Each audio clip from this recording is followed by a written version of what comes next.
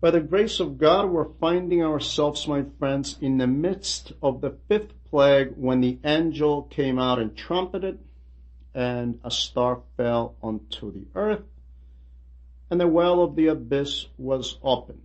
And from the well of the abyss came up smoke, and from the smoke came out locusts without idiomorphic form.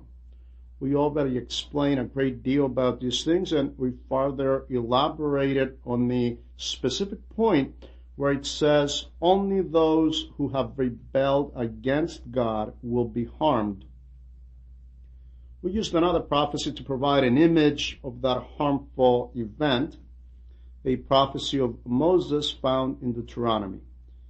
In that specific prophecy, God says, if you do not obey the commandments of the Lord, then you will be struck with insanity, madness, and blindness, and confusion of heart, and numerous other states and ills, as we read in Deuteronomy 28:28. However, a very interesting and noteworthy point provided in this sacred text is this: all these evils will not befall on the people who have the seal of God, but on those who do not have the seal of God on their foreheads. All those people who do not have the seal of God on their forehead, which is the seal of the Holy Cross. Are you aware of the steady de-Christianization occurring steadily in our contemporary world? This constant de-Christianization happens on a global level, not excluding our country. This is very evident. Anyone can see this, and the damage is such that people will no longer be baptized. They will not have the Holy Cross as their seal. They will not believe in the power of the cross. Likewise, even those who have been baptized, if they have denied the power of the precious cross in their lives, they cannot claim that they have this seal, regardless of their baptism. Only those who will have the seal of the precious cross, they will escape all these evils. And the question may arise, how is this selection going to take place so the people of God will not be harmed through this? I will remind you something that our Lord said in the 21st chapter of Luke, verse 36. Therefore stay awake. Watch therefore and pray always that you may be counted worthy to escape all these things that will come to pass and to stand before the Son of Man. These words of the Lord are very revealing, and they come to give the answer to this precise point of this question. He says, stay vigilant, be watchful, meaning you must have the measure of faith inside of you, the expectation of the Son of God from heaven, being always watchful, prayerful, supplicating that you may be counted worthy to escape all these things that will come to pass. So we can escape all these future evils. So we can escape from the plagues recorded in the book of the Revelation. The word of the Lord is very overt about this, that you may be found worthy to escape from all these things that will take place in the form of a plague. And to stand in front of the Son of Man, so when he comes back at the end, to stand in front of him with all this fulfillment of your holy expectation and your hope. So this is the answer. Now, how would this come to pass? Only God knows. Much like the resurrection of the dead, how would this exactly come about? Only God knows. Exactly how will a body that became dust and burned to ashes disappear? How will it reconnect and be restructured, reassembled? This only God knows. His goodness, His omniscience, and His omnipotence will bring these things to fruition. But let's pay attention to this catalog of ills, those that are mentioned in the book of Deuteronomy. And if you paid close attention, you probably remember that most of these plagues were primarily of a psychological dimension. It is a state that usually strikes people who do not have true and alive faith. Today we ask, why do we have such a sharp increase of psychological illnesses? My friends, tons upon tons of so-called relaxing pills are consumed, tons of drugs, because people live in a state of anxiety, a state of stress, a state of a dysfunctioning nervous system. The soul is in a constant state of explosion and confusion. And someone may ask, why? What causes all this? It seems to be the type of thing that God threatens people with in Deuteronomy. And quite frankly, a believer, a true believer, cannot possibly have a psychological illness. I remember a while back a young man, one of the young people who surround us, who are children of God, who want to live and develop a spiritual life, and at some point he suffered a nervous breakdown of some sort, and he ended up in a neurological clinic. This goes back many, many years. So he entered a well-known neurological clinic in Larissa. I went to visit him, and I did this a number of times. And I specifically remember him telling me that the doctor told him something very, very profound. And this is to the credit of the doctor. When the doctor saw him reading the Holy Scriptures, reading some religious literature, magazines, the doctor told him, if you were a true Christian, you would never need to come to this place. This is true. Truer than true. Yes, a true Christian. And a true Christian is not someone who simply goes to church, confesses, or takes Holy Communion. No, my friends, this is not necessarily the true Christian, but the one who grasped the spirit of the gospel and lives accordingly in absolute freedom and in absolute gratitude and love. He's the true Christian, the one who does not have a divided or split personality between God and the world, between the spirit and matter. The man who truly grasped the meaning and the spirit of the gospel, and this man is not in danger of developing psychological illnesses. When he believes not only in God, but in the providence of God, an element that is lacking in 9 out of our 10 Christians today. The Lord said, do not be anxious about what you will eat or drink. Can you find me some Christians who are not anxious about tomorrow? So I can answer you if our Christians can really succumb to these psychological illnesses. When we are constantly stressed out and anxious about what we will eat tomorrow, how we will build, how we will build our dream home, how we will manage to raise our children, how we will manage this or that, then of course we do not put our trust and our hope and our daily care in God. By this, we don't mean that we will cross our hands and do nothing. Now, the excuse that may be used here is that our time is such that everyone is running, hurrying, running, and you know, Father, someone may say, you know, if I don't run, I will be left behind. What then? Then what will take place is something that happened in the soccer field of Karaiskakis. You know, a great stampede will take place where people from the back of the bleacher stepped all over those in front of them to try to get out. If I don't run, people will outflank me. They will step all over me.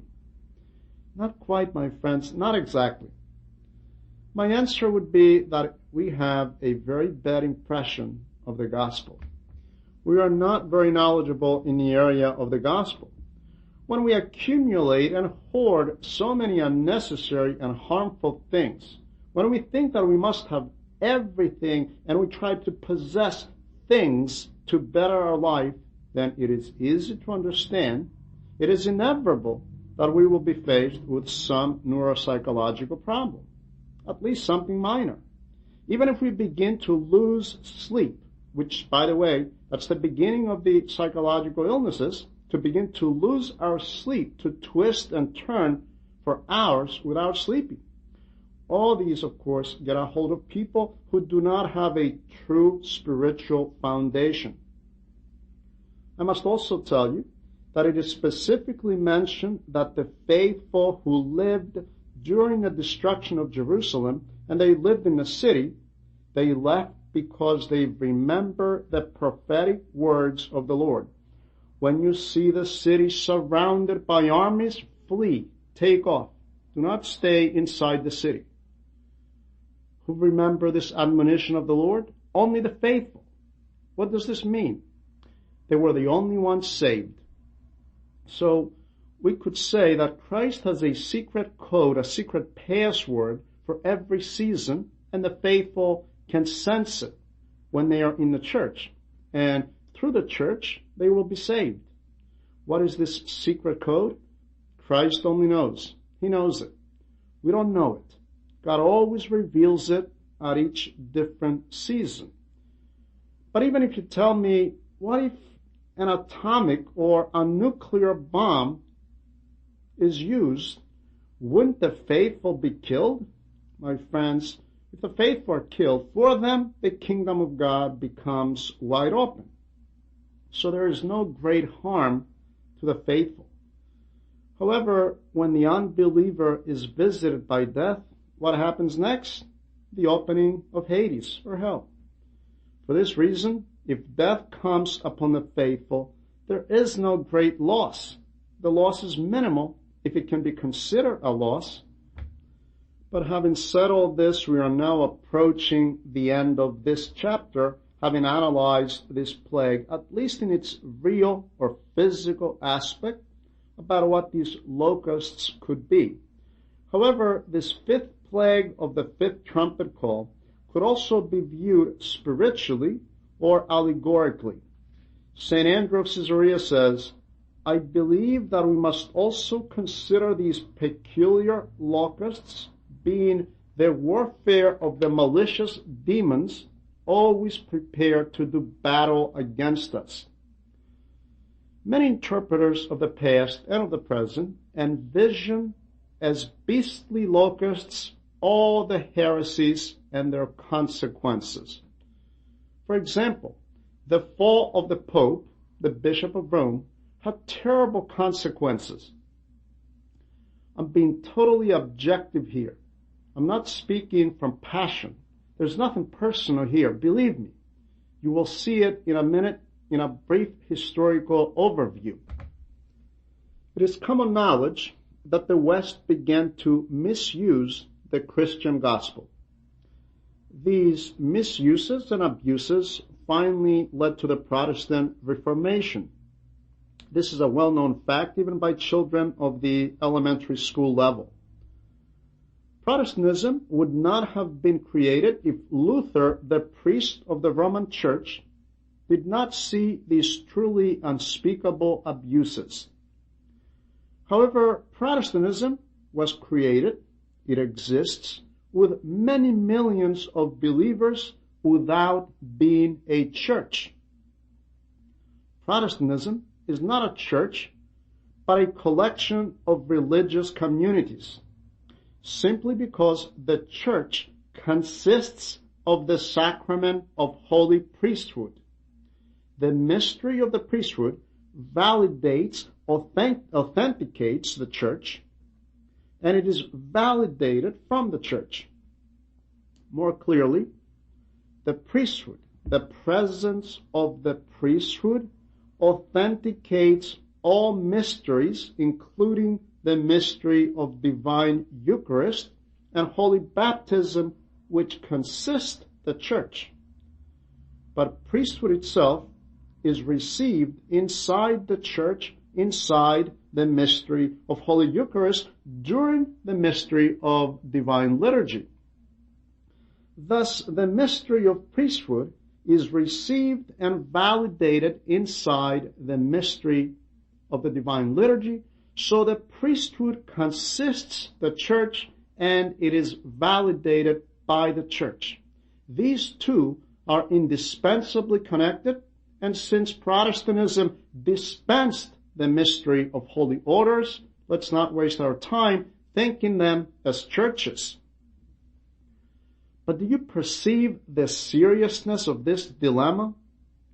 This is something that could make the head of the sincere Orthodox Christian spin, to think, how could all these people reach salvation? What will happen to them? And all this from the fall of the Pope. It is also known that the Roman Church adulterated the spirit of the gospel, and from crucifixional, cross-bearing, changed it to secular or social-political. So Rome transmuted the church into a social-political organism. This is not difficult to understand when we speak about the Church of Rome and the Vatican, because the Vatican is an official nation, and the Bishop of Rome happens to be simultaneously the president, or in previous centuries, the king of the country of the Vatican. So the Bishop of Rome holds ecclesial and political authority. Needless to say, this Western Christian adulteration had severe consequences. It gave birth to Renaissance. It is common knowledge that Renaissance was created from a spirit of rebellion against the Roman Church, because people saw this church as a swamp, and its decomposition was natural, since this church had essentially died. A certain spirit, a new wave, was now alive in Europe, seeking to liberate people from the church and to return to civilization, politics, and to classical humanism. This is the basis of the spirit of the Renaissance. They reached the point of wishing to mimic the classical architecture of ancient Greece. So Renaissance, which means rebirth and certainly not creation, they did not create anything new. They simply copied the existing arts of ancient Greece. Consequently, and progressively and steadily, Western Christianity was taking steps towards the world and towards secularism, creating Christians of this age and not of the age to come. Christians who view the church as a means of good communication, helpful in their sense of community, to develop a strong community, to enjoy their material goods, and this created various adverse reactions among the different classes of people. This unrest in the area of philosophy, social ways, and reforms led very quickly to atheism. Atheism, my friends, was born in the West. Heresies existed in the East, but they never gave birth to atheism. The phenomenon of atheism never appeared in the 2,000-year history of Eastern Orthodoxy. This is a product of the West. Now, if you pose the argument that atheistic communism developed in the area of Russia, well, this is not by mere coincidence. I must tell you that unfortunately what preceded this phenomenon was a religious renaissance modeled after and influenced by the Roman Church. So atheism was the result of Renaissance even in Russia. So atheism now in due time generated the atheistic socialist systems, with the end result being the full verification of the words of St. James, the brother of God.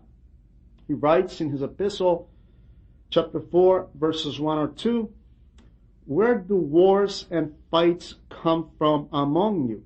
Do they not come from your desires for pleasure that war in your members?"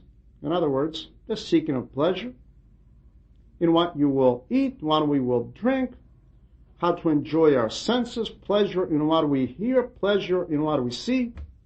And St. James continues, "You lust and do not have. You murder and covet and cannot obtain. You fight and war. Yet you do not have because you do not ask." This is a very quick overview because our time here does not allow us to do an analytical study of these historical events, but our objective is to offer some pertinent points to justify this fifth plague from a spiritual viewpoint. Europe, at some point, begins to discover Africa, the Far East, and America. And what does it do? It colonizes. It becomes colonial. And millions of people sigh and grumble under the yoke of colonist Europe. And now I ask, when the missionaries of the Western world, of Europe, when they would go to spread the gospel of Christianity in India, in China, the Far East, would they be accepted? And would their acceptance be the same had they not brought along these infections? Because behind this missionary Christian activity was exactly this agenda of real estate possession and colonization. This is precisely why all these adverse reactions were created, and finally atheism being the end result of a cosmopolitan, secularized Christianity, a Christianity used more so as a bait, as an outside cover for the hook of selfish material interests and hedonistic pursuits. All this simply because Europe desired to live lavishly and materialistically. Europe did not have a Christian mindset to simply wish to bring the message of the gospel, to Christianize Africa and America and the Far East, to become genuine missionaries like the Byzantines without having ulterior motives and desires of possession. This is very characteristic, and as Greeks we can boast about this. And even to this day, everywhere we go to witness and preach Christ, we do not have a colonist mentality, but we wish to preach Christ with all our heart to those who do not know him. However, this was not the case with Western Christianity. A more recent interpreter states in one of his books, while interpreting the Revelation, the following: the French Revolution took place in 1789. Now, what is the French Revolution? Of course, it is a number of things, and to this day, many references and many different writers offer various interpretations. But essentially, my friends, it is nothing more than a new agenda, a new initiative towards organized materialistic and atheistic socialist systems. If it wished to declare liberty or equality, this sort of liberty and equality outside and in the absence of God. This is common knowledge to all. The result being that today's world is being governed by this set of values and initiatives. Not to mention that this fact is proclaimed very openly by various methods today, that we are governed by the standards of the French Revolution. The consequences of this agenda brought about exactly what we face today. The dead end of anarchy, rebellion, and ethical deterioration, and the escalation of crime. The Western world, Western Christianity, has reached this dead end because it started out on the wrong foot. This is precisely why the Pope is characterized as Antichristos. Now you may understand why all this evil started from the Roman Church, because she did not maintain the truth of the gospel. As you can see, there is no passion here. The motive is not to take away from the Latin Church or the Pope. We are simply quoting well-known historical facts. History itself answers the questions to these things. So this entire state of events led humanity to today's reality, the way we know life to be today. We as Greeks have openly accepted the influence of the West, and this for quite some time now. So, as we mentioned, this state led humanity to the feelings of insecurity, to psychological diseases, and to all the byproducts that we call Western civilization or Western lifestyle. What do you think is the reality of the Western lifestyle? This feeling of insecurity, the psychosomatic illnesses, the threat of an all-out nuclear war, all the things that torment the men of the West. And this becomes quite obvious when the mystics of the East now come to offer a helping hand. The gurus of Buddhism, the Dalai Lamas of Eastern meditation, and they exclaim, "You pitiful Europeans, learn to relax. You got to relax. Do you have fears? Sit down in the morning, meditate for an hour or two, loosen up, untie your energies." And why this need for relaxation? Because the man of the West finds himself in this vicious cycle of mental anguish, a lifestyle full of stress, psychosomatic illnesses, the feeling of imbalance, insecurity, and the constant fear of a nuclear war. And we live with all these evils. So all of the above, my friends, torment today's men. And we could say that this entire description of the scenario of this fifth trumpet call essentially presents a rather good picture of the contemporary reality, where people are being tormented from the very things that they were in such a hurry to invent. Please allow me to present a third point of view, even though we don't have a third point here, but actually a mere expansion of the second point of view. This star that fell upon the earth, as the Holy Text says, this star is the devil. And consequently, the devil wishes to propagate the demonic element inside nature. With this demonic element, he inspired the first created human beings when he suggested to them that the evil idea, when he told them that they can reach theosis, or deification, without God. They can exist independently of God and without God. They really do not need God. They don't need God as their purpose.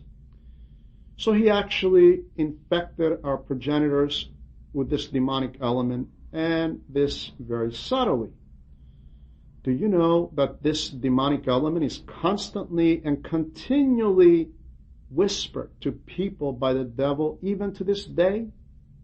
However, we must be aware that evil is not ontological, meaning that evil does not exist as an entity. It is not existential. The devil is not ontologically evil. He is not an evil creation. The devil was created a good angel, and he became evil. So evil does not exist out there somewhere. Evil is not a universal principle in the philosophical sense. Evil is not a universal principle regardless of what some dualist philosophical systems may believe. Saint Diadochos of Photiki writes, "Evil does not exist in nature, nor is someone evil by his nature, because God did not create anything evil." What does this mean? That evil exists in the disposition, in the free choice of logical beings. From the moment that I choose to do something evil, then evil takes substance. So it exists in the free will of man, in his disposition and in his actions. So evil exists only because I want it to exist. I wish to do it. So evil does not exist independently as an essence, and this is extremely important. Watch. This is why God places the test of will to the first created Adam and Eve with the two trees of life and of the tree of knowledge, of good and evil. This test will reappear again later to the Hebrews in the desert. I read from Deuteronomy chapter 30, in the verses 15 through 19, and God says, "Behold, I gave before you today life and death, good and evil, the blessing and the curse. Choose life so you and your seed can live." So I have placed these choices in front of you it is up to you to choose life. And by doing this, you and your descendants will live a life full of blessings. From this, we can surmise that the demonic element, without God having created it, underline this, it exists in every free and logical being. What is the devil? A good angel who thought of evil all by himself. He created the demonic element. Man can also become a source of evil because he's a logical and free being. Consequently, when God says, before you I place life and death, the blessing or the curse, even though God exhorts us to choose life, you can create evil inside of you and you can become a source of the demonic element if you so choose. What does the devil do? Precisely this. He pushes men to choose evil if man finally consents. But man himself becomes or is a creator of the demonic element.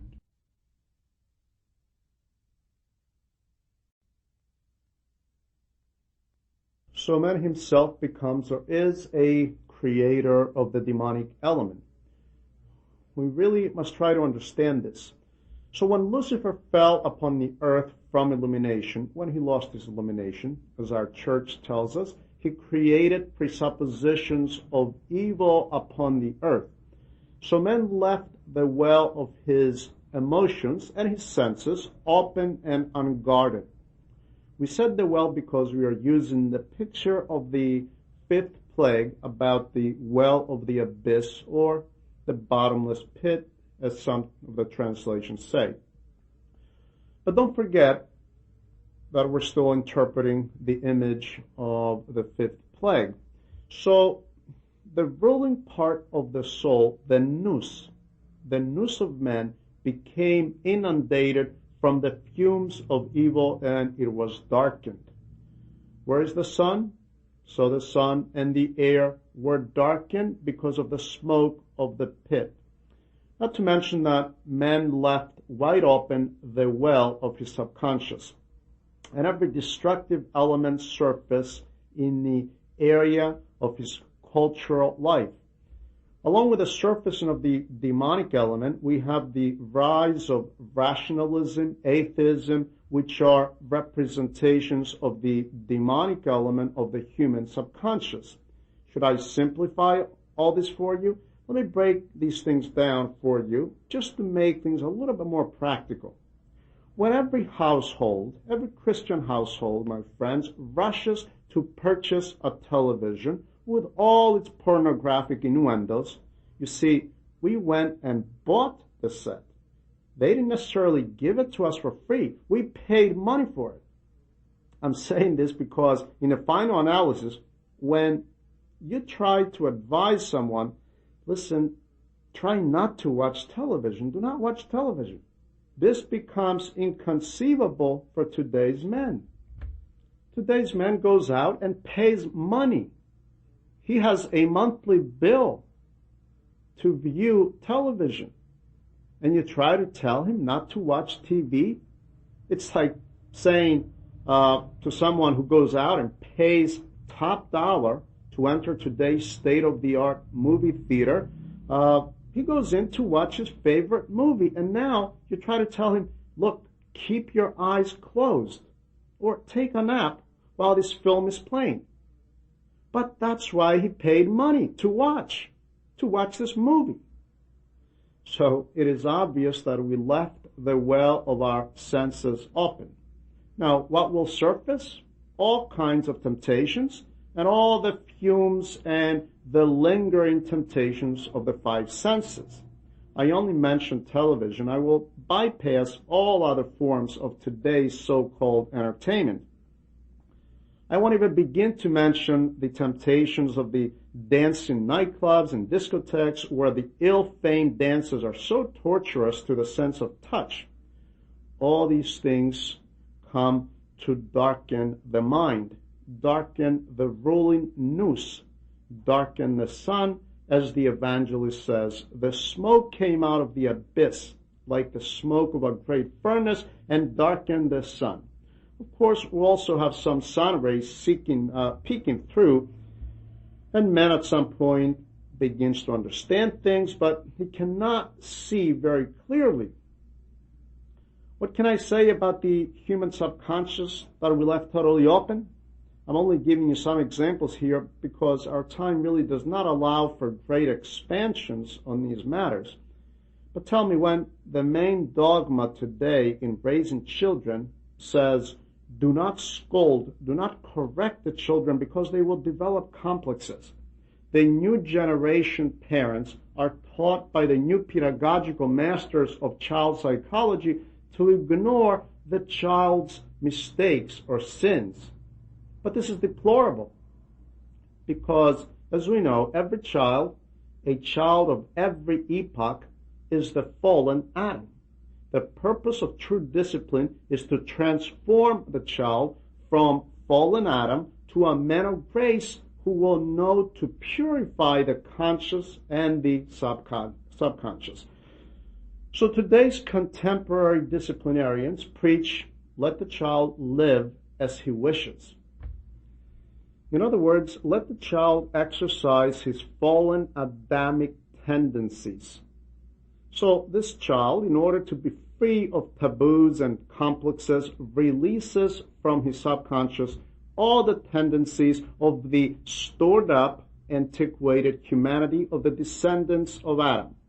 Now, what happens when this antiquated humanity surfaces? Nothing else other than criminal behavior, perversions, all the perversions prevalent in today's society, which were menacing humanity for centuries. All these now resurface from the open well of the abyss, and they come to torment. Today, when we have the entire lives of societies and cultures revolving around the satisfaction of the senses and the fumes and vapors of the subconscious depositories of fallen Adamic states, then you can imagine what sort of society this can be. Do you follow? Are you beginning to understand, my friends? And yet, it's not even necessary to intellectualize here. All you need to do is take a look around today's world and you can see these things very plainly. Someone can see the bare reality in our contemporary society, not here in Greece only, but this on an international scale. Consequently, doubt, pessimism, nihilism, insecurity, the weight of the created universe come to torment today's men. Do you know the man who has no God inside of him? He's terrified of the universe, the sky. He feels that any moment it will fall on top of him and crush him. It is a feeling that most of us here may not understand, but many people feel this. Not to mention the very fear of an unfriendly and polemic universe. Man is afraid of earthquakes, hurricanes, thunderstorms. He's afraid of all these elements which have really lost their balance and rhythm these last decades. All these things give the impression of a dangerous and unfriendly universe to today's troubled men. All these things come to torment in the manner of locusts, as the plague says, to torment the man who lost his purpose of existence, the man who lost his God. So we have these locusts of fury tormenting today's men so terribly. I will bring up another small example, the presence of narcotics. What is the basis of drug abuse? It is the attempt of today's men to counterbalance depression or sadness. The same holds true for cigarette smoking, which is a narcotic, by the way, and tobacco is a drug, but of course it's very light, but it serves as a bridge or as the pathway to other forms of drug abuse. A young man who never tried cigarettes, not even once, will very seldom fall victim to drug abuse. It is not impossible, but quite unusual to become familiar with other types of narcotics. The men who would not wish to create hedonistic crutches and counterbalances for the bitterness of this life, this man will have the ability to hold on. However, most people today have left their senses free to enjoy every hedonistic element available to them. So as you can understand, man bows down very easily to every source of pleasure and temptation made available to him. A prime example, today we have the very heavy use of illicit narcotics, drug trafficking. Young people especially will try to use and experience drugs. At the same time, while tasting and experiencing some pleasure, they also self-destruct. Today's man, whether in theory or in action, moves towards self-nihilism. It's so tragic, so very tragic, my friends. Humanity has reached an impasse, a dead end. I don't know exactly how to express this impasse that great masses of today's humanity suffer from. Today, humanity has reached a pitiful state, and this is precisely the plague that torments people with all these things that they chose to make part of their lives. But I must continue a little farther. We also meet this demonic element in civilization. It is not by mere coincidence that cultural civilization was originally developed by the generation of Cain. Cain went away from paradise that his parents had left, and there he began to build a city.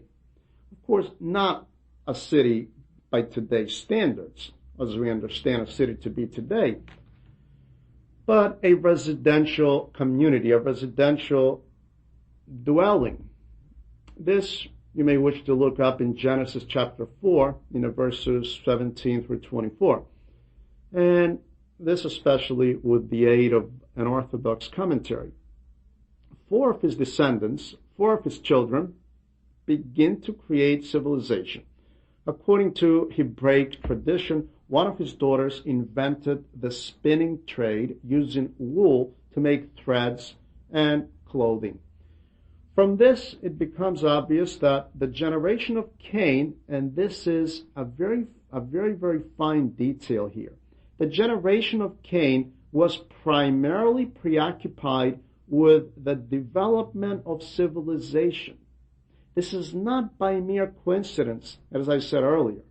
Cain received a curse from God, and he needed to develop something to lighten the burden of the curse that was chasing him, and he managed this in his preoccupation of inventing some kind of civilization, because civilization comes to introduce some comforting and consolation in man's life. On the contrary, the generation of Seth, who was born to serve as a replacement for Abel, who was killed by Cain, this generation of Seth stayed primarily preoccupied in the worship of God, but also in the simplicity of life. I underline this, to the worship of God and to the simplicity of life. For example, we read in Genesis 4:26 about Enosh, who happens to be a son of Seth. And as for Seth, to him a son was born, and he trusted, he put his hope to call the name of the Lord according to the Septuagint. He trusted in the Lord. So Enosh, and in the Septuagint he's called Enos, E-N-O-S. So Enos trusted and hoped in the name of the Lord and God. Something that we don't see in the generation of Cain. Thus, my friends, 2 different waves were created. And let's listen to them. The first wave is that of Cain, being far away from God, which hastens to create civilization at an accelerated rate to introduce some comfort to the harshness of life, but also to find an antidote for the daily bitterness and emptiness of the soul as well. The soul that lacks inner peace and tranquility because it lives far away from God. Surely, technical civilization has the ability to serve men up to a certain point, to facilitate men's life, no doubt. However, when this technical civilization surpasses certain boundaries, then it turns into stress, delusion, and it becomes a curse. The use of the earth and its elements in their simple form, in their simple state, presents no danger whatsoever to man's psychosomatic health and no danger to his environment. Take the scenario of our farmer a few generations back. Our farmers took simple wheat and they worked the earth. The earth gave them less wheat, but without chemical fertilization. Certainly they received less from the earth, but without chemicals and other means.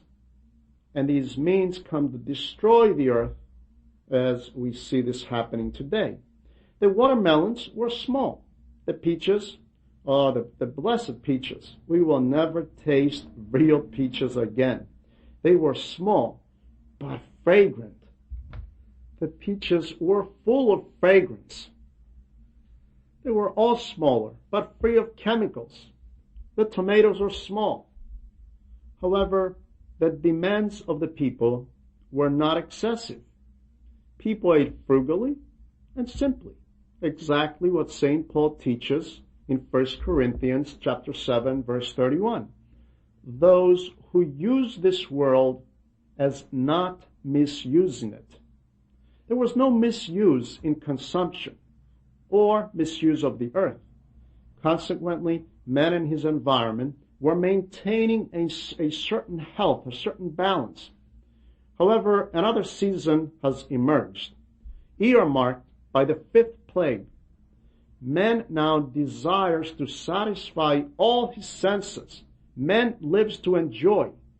And now the demonic element has entered his life, his culture, his civilization, and now he begins to push and overforce nature to extract from it whatever more he can. And he will now use chemistry, he'll use nuclear energy, he uses all these elements which destroy not only his life, but his environment. How beautifully the psalmist captures this in one of his psalms. My friends, if you really want to know, all these truths are deposited in the Holy Scriptures. He says in the 16th Psalm, their belly was filled from your hidden things. What are the hidden things of God? We search the depths of the ocean, the depths of the earth to extract, I don't know what, to create, to eat, not to meet our needs, but to fulfill our desires. And they were satisfied with children? Not quite. The Greek word ion, and the Vatican Code catches this as well, means meat of pork. They were filled with pork. The meaning is totally different in the King James. So here, they were not satisfied with children, but they were satisfied with pork, meaning that they did not hesitate to eat even forbidden food. The Hebrews were forbidden to consume pork. So they were filled with forbidden foods, and their leftovers went to their children or their babes. What do we eat today, my friends? Or what do we rather not eat today? What goes inside our foods today? What I just read was from the Septuagint. But the translation of the Hebraic text says, whose children are filled and leave the rest of their possessions for their babes, meaning their grandchildren. Their grandchildren. And this is so characteristic of the consumerism era. So we force nature, we abuse nature, let's pay attention, we place heavy demand upon nature. Heavy demands to give us more and bigger, gigantic fruits and vegetables. But not only in their season, but in all seasons. Cucumbers in the summer, but cucumbers in the winter. Tomatoes in the summer, tomatoes in the winter. Now, how are these tomatoes grown? With hormones, with fertilizers, with injections? That's a different story. Now, if we're slowly poisoned by all this, that's irrelevant to today's merchants. Do you see our gluttony to change the seasons to eat? Why must we eat tomatoes and cucumbers in February? Let's eat lettuce. And why must we have cabbage in the summer? We can save it for the winter, especially since cucumbers and tomatoes will be more appetizing if we only save them for their due season. Do you see, my friends, how we pressure nature? Meats, animals, grown by hormones. Why? Because we became carnivores. We want to eat meat all the time. Now, what if we would eat less? If we would learn to eat less, then we would not need to inject chickens to make them marketable within 20 to 30 days from their incubation period. To have 30-day-old chicken weigh 2 pounds. Unnatural methods, totally unnatural. To produce supersized produce with the aid of chemical and genetic engineering, and I don't know what else.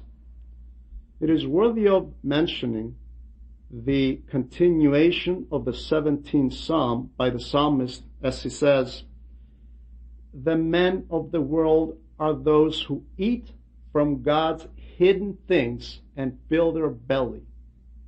As for me," says the psalmist, "as for me, I will see your face in righteousness. I shall be filled when I look upon your glory." This is the camp of Seth.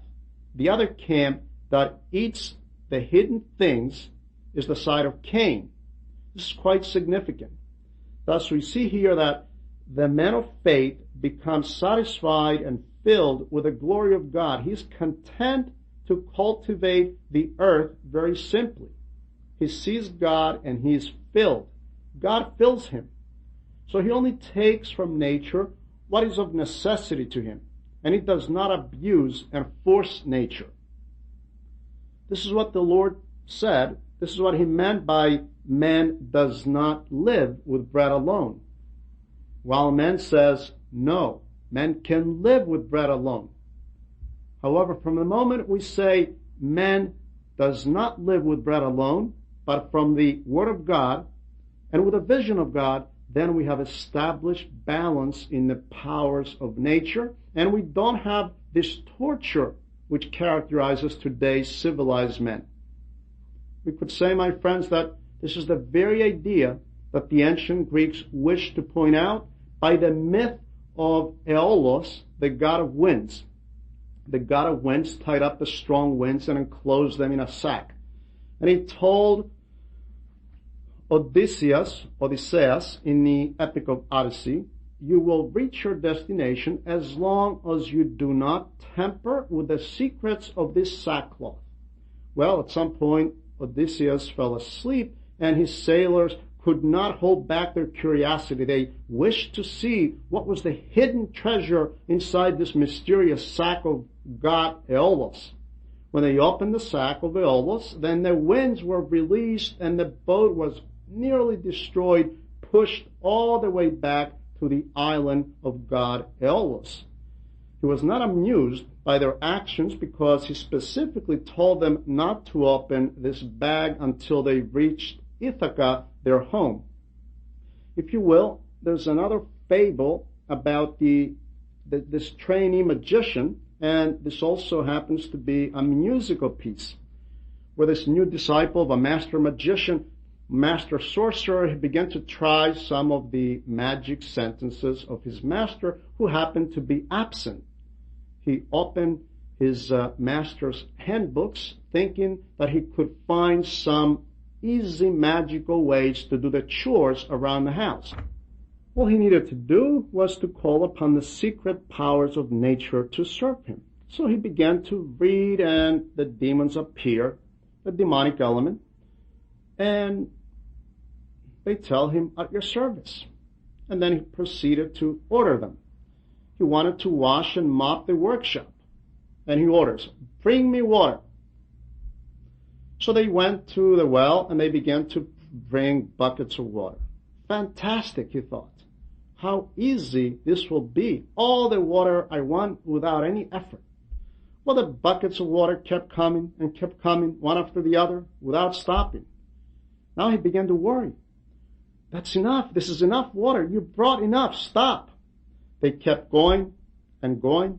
Water was now all over the place. Bucket after bucket, the water began to rise. He began to panic. The objects began to float in the room inside this workshop. His master suddenly gets home and asks him, "What are you doing? What is the meaning of all this?" He knew the secret, and he was able to place these powers of nature, the demonic element, back in its place.